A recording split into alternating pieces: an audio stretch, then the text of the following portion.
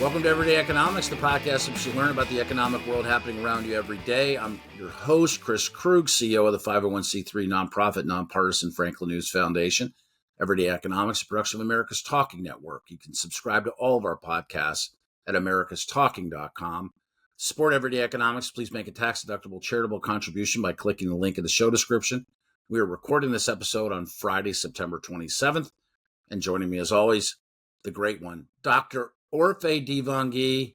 He's a PhD economist. Dr. O, you and I have invested a fair amount of time over the past few weeks on the subject of tariffs, and tariffs are back in the news this week. John Deere, based here in the Quad Cities, right on the Illinois Iowa line.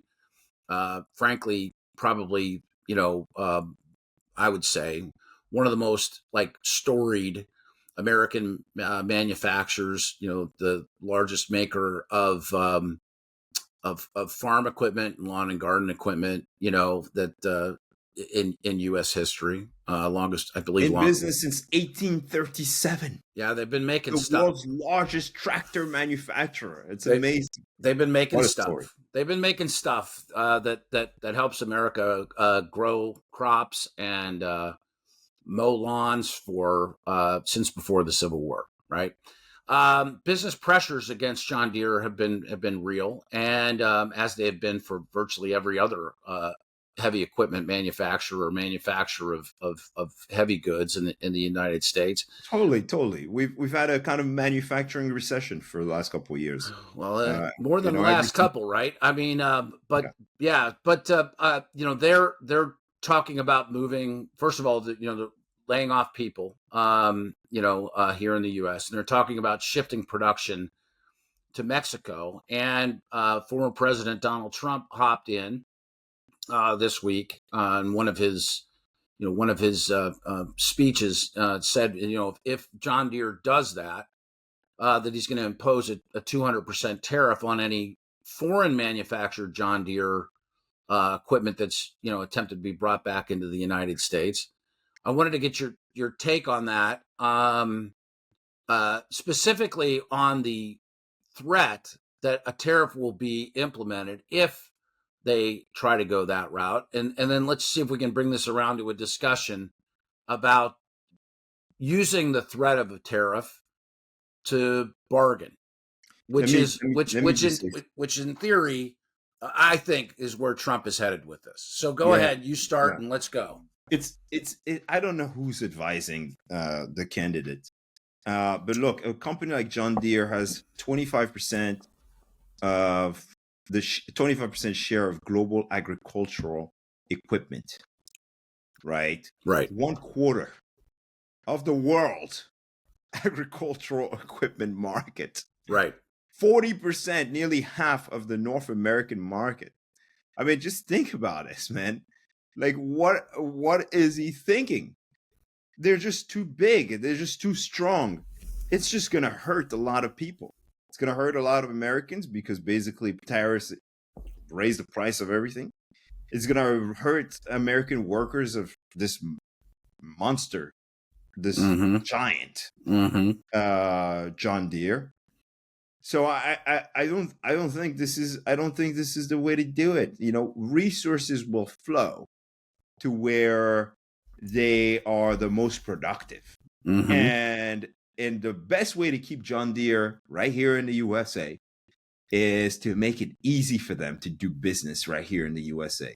It's not by imposing tariffs. Right. That would be my answer. Okay. Well, I think that's the correct answer. And so, as you and I were texting about this last night pre-show, just kind of working our way through it, I said, let's have a discussion about this, because I think the John Deere is going to do what John Deere is going to do.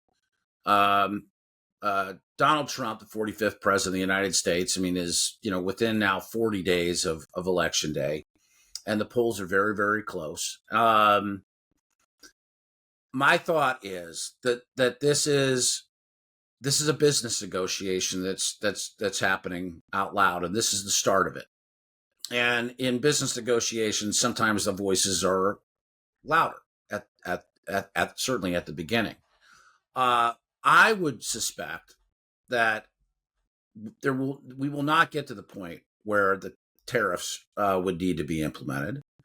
That this is a precursor to a negotiation, and that Trump, if elected, has opened negotiations basically with John Deere to keep those manufacturing jobs in the United States. And so what we have at the beginning is an equal opposite reaction to the news that John Deere would like to move some portion of its production across the border to Mexico.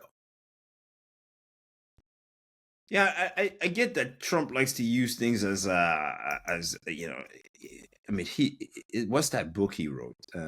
Art of the Deal. Art of the Deal, right? Yeah. He likes to He likes to put these threats out there that he will never actually follow through on, right?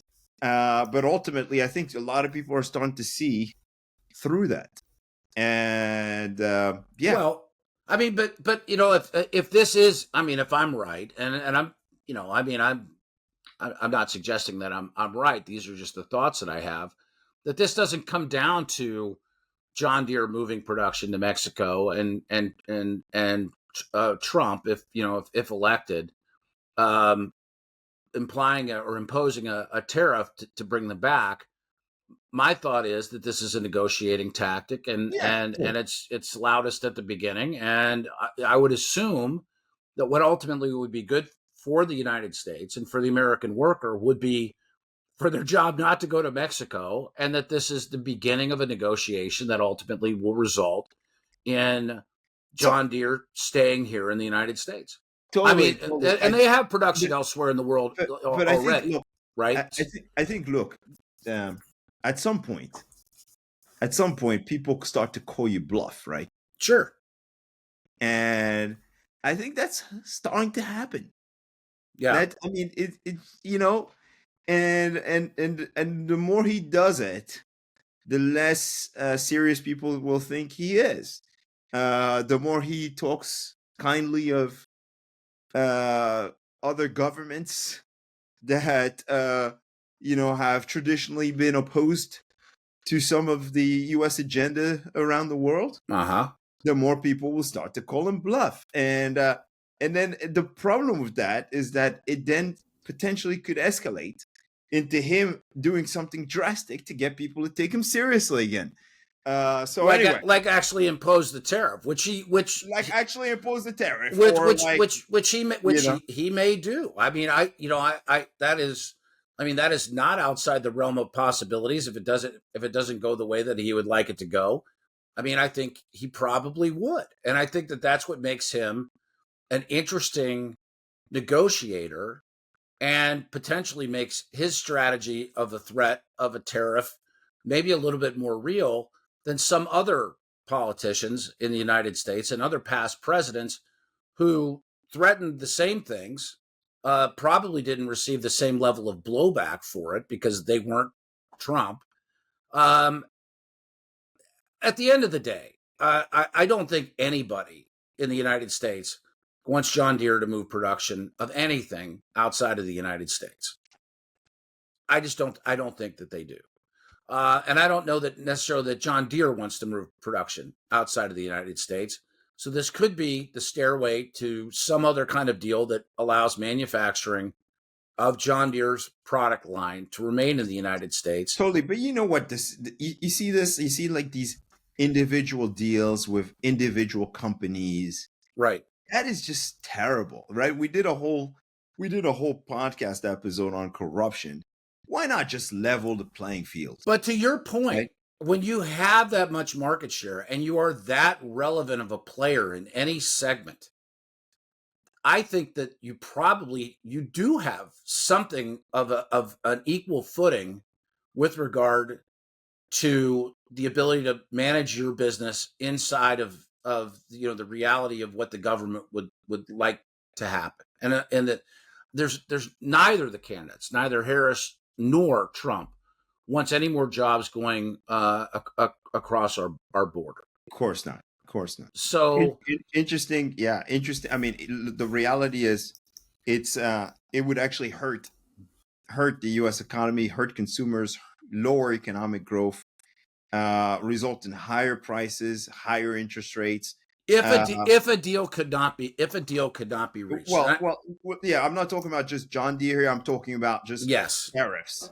The idea that he would impose tariffs on large parts of the U.S. economy would be disastrous for the people that he's supposedly championing. Sure. And so I don't think anyone wants this to happen.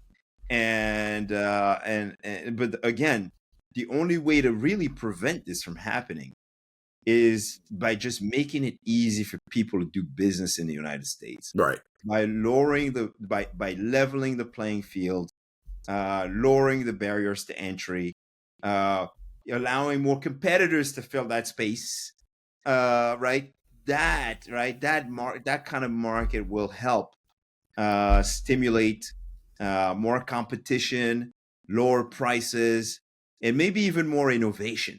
Right? Yeah. Some dynamism. And so that is kind of how I see it. I think we need to start shifting away from this idea of imposing tariffs and focusing on the things we can do proactively to improve U.S. dynamism. Yeah. Well, I appreciate your thoughts as always. For Orphe, Divounguy, this has been Chris Krug. Subscribe to Everyday Economics and dozens of other high-quality podcasts at americastalking.com.